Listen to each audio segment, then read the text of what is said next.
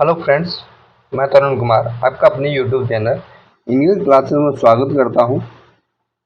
आज की जो हमारी पहली वीडियो है वो है दिल्ली पुलिस कांस्टेबल की जो भर्ती है 7,000 से प्लस, उसका प्रैक्टिस सेट इसमें जीएस के 50 क्वेश्चंस रहने वाले हैं प्लस कंप्यूटर के 10 क्वेश्चंस रहने वाले, कुल मिला के 60 प्रश्न रहेंगे जो एग्जाम की दृष्टि से बहुत महत्वपूर्ण होंगे। तो वीडियो को बिल्कुल अंत तक देखते रहिएगा और जल्दी जितना ज़्यादा से ज़्यादा हो सके उतना प्रैक्टिस सेट लगाना अभी से स्टार्ट कर दीजिए, जिससे कि आप जल्दी से जल्दी मिशन वर्दी के तहत आप वर्दी ले सकें। चलिए ज़्यादा टाइम ना लेते हुए वीडियो स्टार्ट करने से पहले आप लोगों से एक रिक्वेस्ट है, यदि आप हमारे चैनल पर नए आए हैं तो चैनल को सब्सक्राइब कर लें, साथ साथ वीडियो को शेयर और सब्सक्राइब करना ना भूलें। चलिए शुरू करते हैं। हमारा पहला प्रश्न है, भारत के किस राज्य में सिंध घाटी सभ्यता से संबंधित गोला धोरो स्थल मिला है? यह एक नया शब्द देखा होगा आपने, पहले कभी सुना नहीं होगा। गोलाधोर स्थल यह गुजरात में पड़ता है। कहाँ पे पड़ता है? गुजरात में। तो आपका सही जवाब होगा गुजरात।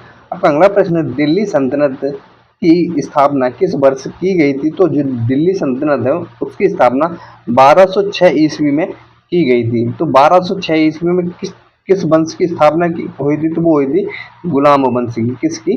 गुलाम वंश की।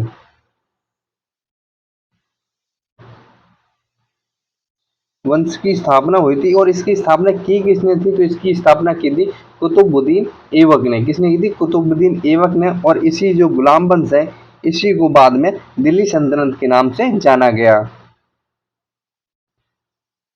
आपका अगला प्रश्न है, भारत में औपनिवेशिक शासनकाल में लॉर्ड मैकाले द्वारा निम्नलिखित में से किस क्षेत्र के लिए अधोमुखी निस्पंदन दृष्टिकोण का समर्थन किया गया था? तो किस किस क्षेत्र में किया गया था? तो वो किया गया था शिक्षा के क्षेत्र में। लॉर्ड मैकाले को ही कहा जाता है कि इसी ने यूरोपीय साहित्य, दर्शन और विज्ञान को भारतीय शिक्षा में शामिल करने का बड़ा लक्ष्य तय किया था। अब अगला प्रश्न, निम्नलिखित में से कौन सा केरल राज्य का एक नृत्य है? तो वह है मोहिनी अट्टम। केरल राज्य के दो शास्त्रीय नृत्य हैं, वो है, पहला है मोहिनी अट्टम, दूसरा है कथकली। कौन सा है? कथकली।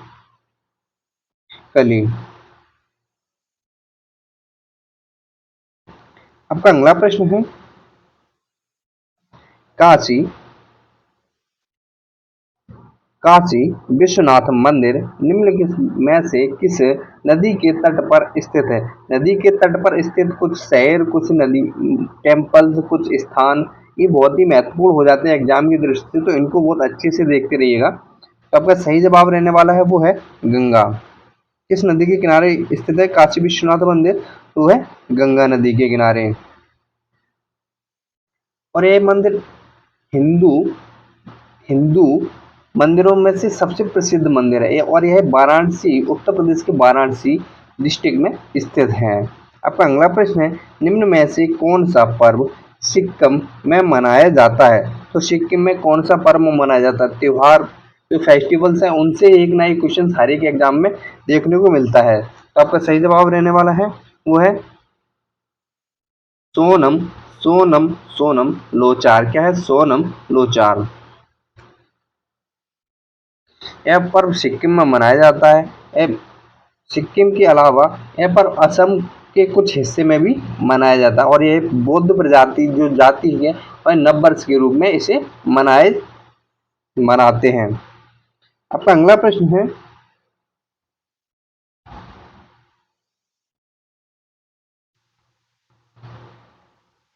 विसर्जन। विसर्जन जो मिट्टी की मूर्तियों की जल समाधि का एक अनुष्ठान है, निम्नलिखित में से किस भगवान से जुड़ा हुआ है?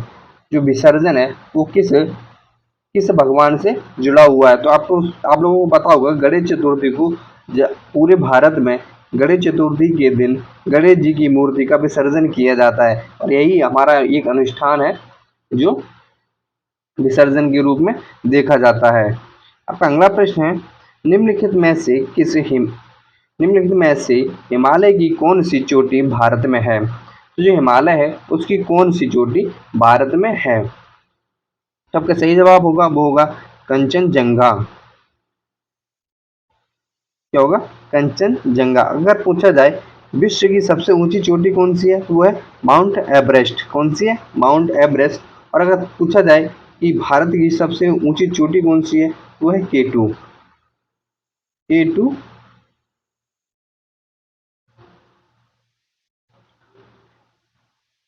आपका अगला प्रश्न है, मध्य प्रदेश का प्रसिद्ध पर्वतीय स्थल पंचमढ़ी। पंचमढ़ी निम्नलिखित में से किस पर्वत श्रृंखला में स्थित है? किस पर्वत श्रृंखला में स्थित है? आपका सही जवाब रहने वाला है वो है सतपुड़ा पर्वत श्रृंखला। कौन सा है? सतपुड़ा पर्वत श्रृंखला। आपका अगला प्रश्न है, संविधान सभा द्वारा सर्वसम्मति से उद्देश्य संकल्प को कब अंगीकृत किया गया था? तो उद्देश्य संकल्प को कब अंगीकृत किया गया था? तो वो किया गया था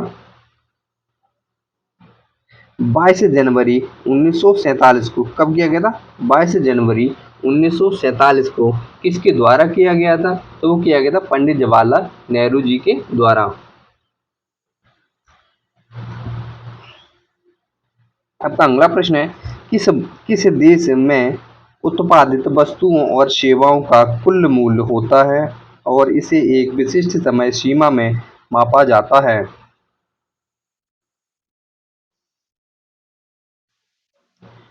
तो आपका सही जवाब रहने वाला है वो है सकल घरेलू उत्पाद। क्या है? सकल घरेलू उत्पाद, जिसे हम जीडीपी, किसी भी देश की जीडीपी भी कहते हैं। आपका अगला प्रश्न है, बाजार बाजार कीमतों या वर्तमान कीमतों पर मापित सकल घरेलू उत्पाद जीडीपी को निम्नलिखित में से क्या कहा जाता है? तो क्या क्या कहा जाता है? तो कहा जाता है सांकेतिक सकल घरेलू उत्पाद, नॉमिनल जीडीपी। क्या कहा जाता है? Nominal GDP. आपका अगला प्रश्न है, एक पाउंड लगभग के कितने ग्राम के बराबर होता है या के बराबर होता है? तो आपका सही जवाब होगा वो होगा 453.59 ग्राम। क्या होगा? 453.59 ग्राम।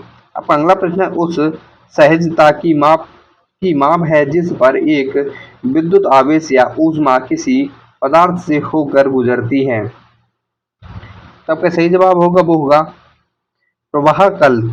क्या होगा? प्रवाह कल।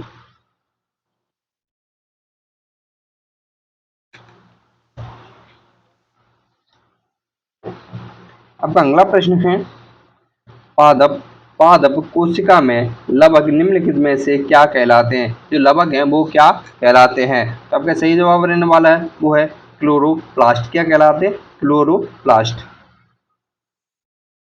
आपका अगला प्रश्न है,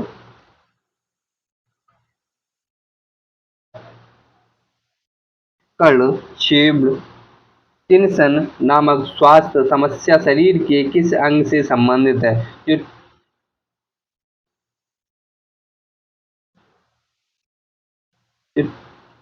टिनिटस नामक जो बीमारी है वो किससे संबंधित है? तो आपका सही जवाब है वो है साइनाब। वो है कान से। किससे? कान से। आपका अगला प्रश्न है, निम्नलिखित में से कौन पहली महिला भारतीय पुलिस सेवा आईपीएस अधिकारी बनी थी? तो कौन सी पहली महिला पुलिस अधिकारी या आईपीएस बनी थी? तो आपका सही जवाब होगा,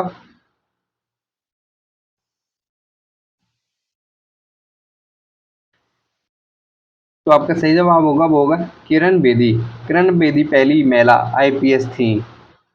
आपका अगला प्रश्न है, माउंट एवरेस्ट की चोटी पर पहुंचने वाली प्रथम भारतीय महिला कौन थी? तो भारतीय महिला कौन थी? वो थी बछेंद्री पाल। कौन थी? बछेंद्री पाल। आपका अगला प्रश्न है, एतमाद उद्दौला का मकबरा एतमादुल्ला का मकबरा निम्नलिखित में से कहाँ स्थित है? तो कहाँ स्थित है? तो वो है आगरा में। कहाँ है? आगरा में। आपका अगला प्रश्न है, हेलियोडोरस स्तंभ भारत में निम्नलिखित में से किस राज्य में स्थित है? तो आपका सही जवाब है वो है मध्य प्रदेश में। कहाँ है? मध्य प्रदेश में।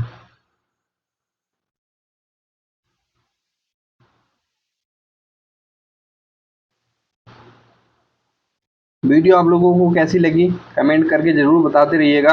आप लोगों को एक क्वेश्चन दिया जाता है, क्वेश्चन नंबर 21, इसका जवाब आप लोगों को कमेंट बॉक्स में लिख देना है।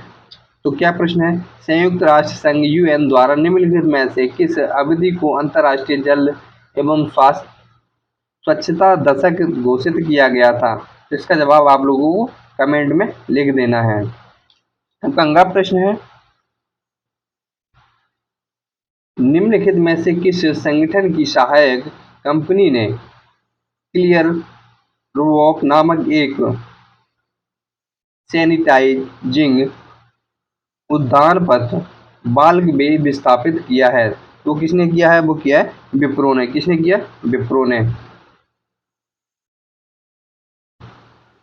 आपका अगला प्रश्न है, हड़प्पा स्थल कालीबंगन की वर्तमान भारतीय राज्य में स्थित है? जो कालीबंगन है वो भारत में किस राज्य में स्थित है? तो आपका सही जवाब रहने वाला है वो है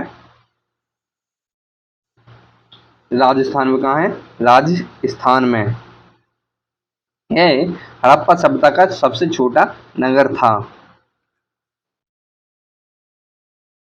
आपका अगला प्रश्न है, महारानी रजिया सुल्तान अपने विद्रोही सेनापति मलिक इख्तियार उद्दीन अल्तुनिया से पराजित होने के बाद निम्नलिखित में से किस किले में नजरबंद करके रखी गई थी? तो किस किले में रखी गई थी? अब तो आपका सही जवाब होगा वो होगा किला मुबारक। क्या होगा? किला मुबारक। आपका अगला प्रश्न है,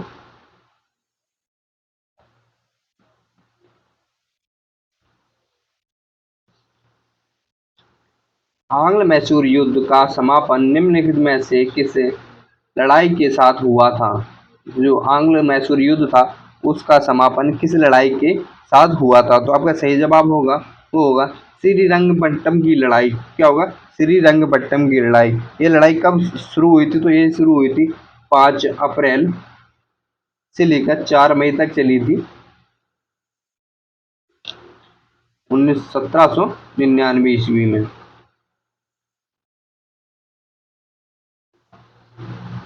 आपका अगला प्रश्न है, शिक्षा सुधारों के लिए लॉर्ड रिपन द्वारा हंटर आयोग की नियुक्ति किस वर्ष की गई थी? हंटर आयोग किस वर्ष आया था या किस वर्ष नियुक्त किया गया था या किस वर्ष इसकी शुरुआत हुई थी? तो आपका सही जवाब होगा वो होगा 1882 ईस्वी में। कब हुई थी? 1882 ईस्वी में। आपका अगला प्रश्न है, निम्नलिखित में से कौन सा पर्व सिक्किम में मनाया जाता है? तो सिक्किम में कौन सा पर्व मनाया जाता है? वो है सोनम लोचार। क्या है? सोनम लोचार। आपका अगला प्रश्न है, बैंजो किस प्रकार का वाद्य यंत्र है? जो बैंजो है वो किस प्रकार का वाद्य यंत्र है? तो आपका सही जवाब होगा वो होगा तूर्य वाद्य यंत्र। किस टाइप का है? वो है तूर्य वाद्य यंत्र। आपका अगला प्रश्न है, मध्य प्रदेश का प्रसिद्ध पर्वतीय स्थल पंचमढ़ी निम्नलिखित में से किस पर्वत श्रृंखला में स्थित है? तो आपका सही जवाब होगा वो होगा सतपुड़ा पर्वत श्रृंखला। इसमें कुछ प्रश्न रिपीट हो रखे हैं। आपका अगला प्रश्न है, पार्वती बनास पार्वती और काली सिंध किस नदी की सहायक नदियां हैं? जो बनास पार्वती और काली सिंध किस नदी की सहायक नदियां हैं? ये सहायक नदियों से भी क्वेश्चन बहुत पूछे जाते हैं। आपका सही जवाब होगा वो होगा चंबल नदी। किसकी सहायक नदियां हैं? वो है चंबल नदी की। चंबल नदी से एक और प्रश्न पूछा जाता है कि यह नदी किन किन राज्यों से होकर गुजरती है? तो यह राजस्थान, मध्य प्रदेश और एमपी और यूपी, उत्तर प्रदेश में यह समाप्त हो जाती है। केवल 3 राज्यों से होकर ही गुजरती है। आपका अगला प्रश्न है, निम्नलिखित में से कौन सा ब्रह्मांड में सर्वाधिक मात्रा में पाया जाने वाला तत्व है? तो जो ब्रह्मांड में सबसे ज्यादा कौन सा तत्व पाया जाता है? वो पाया जाता है हाइड्रोजन। क्या? हाइड्रोजन। आपका अगला प्रश्न है, बेल्ट, डाउन, कंपास आदि शब्द से संबंधित है। जो ये शब्द है, यह किससे संबंधित है? तो यह है घास के मैदानों से। किससे? घास के मैदानों से। आपका अगला प्रश्न है, इंटिगी राष्ट्रीय उद्यान, जिसे तनानंकी राष्ट्रीय उद्यान के नाम से भी जाना जाता है, यह किस राज्य में स्थित है? आपका सही जवाब है वो है नागालैंड। कहाँ है? नागालैंड। आपका अगला प्रश्न है, संविधान सभा ने किस वर्ष में भारत के लिए एक मसौदा समिति मसौदा संविधान तैयार करने के लिए डॉक्टर B.R. अम्बेडकर की अध्यक्षता में मसौदा समिति का गठन किया था? मसौदा समिति का गठन कब किया गया था? तो आपका सही जवाब है वो है 1947 ईस्वी में। कब किया गया था? 1947 ईस्वी में। इसके अध्यक्ष कौन थे? तो इसके अध्यक्ष थे डॉक्टर B.R. अम्बेडकर जी। आपका अगला प्रश्न है, निम्न में से कौन सा राज्य का नीति निर्देशक सिद्धांत है? तो कौन सा राज्य नीति निर्देशक सिद्धांत है? तो वो है ग्राम पंचायतों का गठन। ग्राम पंचायतों का गठन। बाद बाकी अल्पसंख्यक हितों का संरक्षण, अस्पृश्यता का उन्मूलन, जीवन और व्यक्तिगत स्वतंत्रता का संरक्षण, यह तीनों के तीनों मौलिक अधिकार है। लेकिन ग्राम पंचायतों का गठन यह मौलिक अधिकार नहीं है, यह DPSP में आता है। और ये किस अनुच्छेद के तहत आता है? तो आर्टिकल है 40 में ग्राम पंचायतों की बात की गई है। आपका अगला प्रश्न है, राष्ट्रपति चुनाव के लिए नामांकन दाखिल करने के लिए प्रस्तावों की हस्ताक्षरित सूची की आवश्यकता होती है? कितने हस्ताक्षरित की सूची की आवश्यकता होती है? वो होती है 50। आपका अगला प्रश्न है, प्रधानमंत्री जन धन योजना की घोषणा कब की गई थी? तो जो प्रधानमंत्री जन धन योजना आई थी वो कब आई थी? तो कब आई थी? तो आई थी वो 15 अगस्त 2014 को। कब आई थी? 15 अगस्त 2014 को।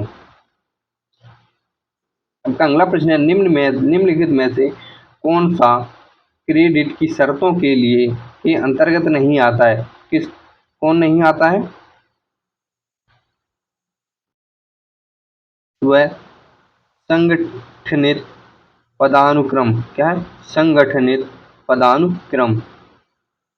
आपका अगला प्रश्न है, जिस गति से कोई वस्तु किसी ग्रह या चंद्रमा के गुरुत्वाकर्षण बल से मुक्त होकर कक्षा में प्रवेश करने के लिए यात्रा करती है, उसे कहा जाता है? तो उसे क्या कहा जाता है? सबका सही जवाब है वो है पलायन वेग। जब भी कोई वस्तु एक गुरुत्वाकर्षण को छोड़कर उसकी कक्षा में प्रवेश करती है तो उसे हम पलायन वेग कहते हैं। अब अगला प्रश्न, निम्नलिखित में से कौन सी वस्तु ऊष्मागतिकी के सिद्धांत पर कार्य करती है? तो ऊष्मागतिकी के सिद्धांत पर कौन सी वस्तु कार्य करती है? तो वो है स्टीम आयन। कौन है? Steam iron. अब अगला प्रश्न है, बिच्छू के डंक में निम्नलिखित में से कौन सा अम्ल पाया जाता है? तो जो बिच्छू है उसके डंक में कौन सा अम्ल पाया जाता है? तो वो पाया जाता है मैथानोइक अम्ल। कौन सा है? मैथानोइक अम्ल। अब अगला प्रश्न है, निम्नलिखित में से कौन सा एक कवक है? तो कौन सा एक कवक है? तो अपना सही जवाब रहने वाला है वो है पेनिसिलियम। क्या है? पेनिसिलियम। अब अगला प्रश्न है, पादप कोशिका में लवक निम्नलिखित में से क्या कहलाते हैं? तो क्या कहलाते हैं? इसका सही जवाब रहने वाला है वो है क्लोरोप्लास्ट। क्या कहलाते हैं? क्लोरोप्लास्ट। अब अगला प्रश्न है, हेलियोडोरस स्तंभ भारत में के निम्नलिखित में से किस राज्य में स्थित है? आपका सही जवाब है वो है मध्य प्रदेश।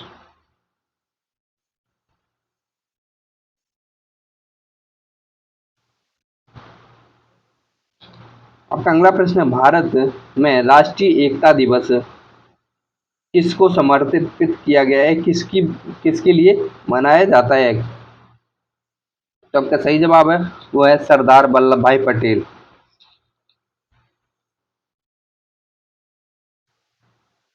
और ये मनाया कब जाता है? तो यह मनाया जाता है 31 अक्टूबर को।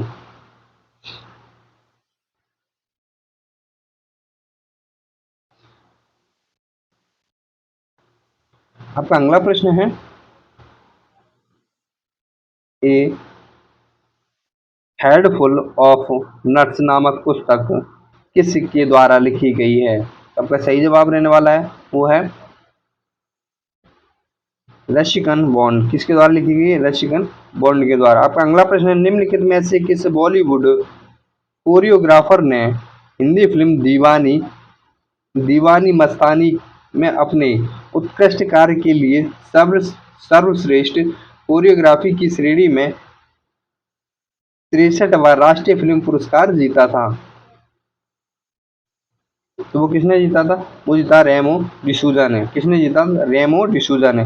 आपका अगला प्रश्न है, faster than lightning my story किसकी आत्मकथा है? तो आपका सही जवाब है वो है उसेन बोल्ट की। किसके? उसेन बोल्ट की। आपका अगला प्रश्न है,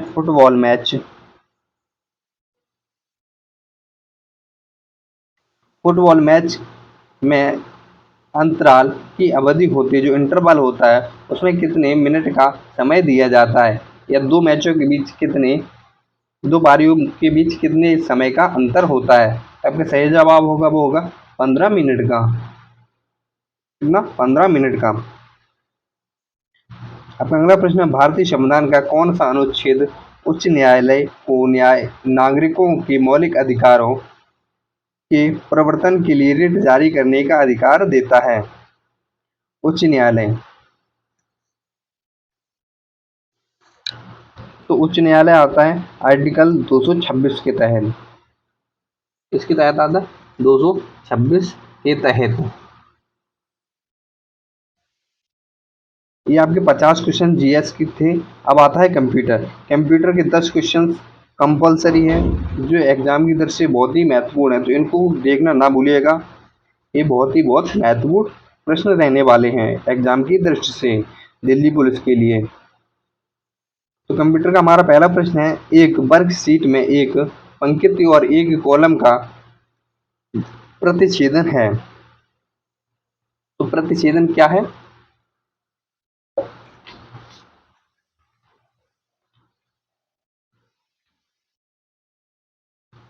तो क्या कहते हैं? उसको कहते हैं हम सेल। जब एक, जैसे ये कॉलम है और ये पंक्ति है, तो ये जो पॉइंट बना है, इसको हम क्या कहते हैं? इसको कहते हैं सेल। जहाँ पे दो बिंदु काटते हैं उसको हम सेल कहते हैं, या जो ये चौखाना बना हुआ है इसको हम सेल कहते हैं।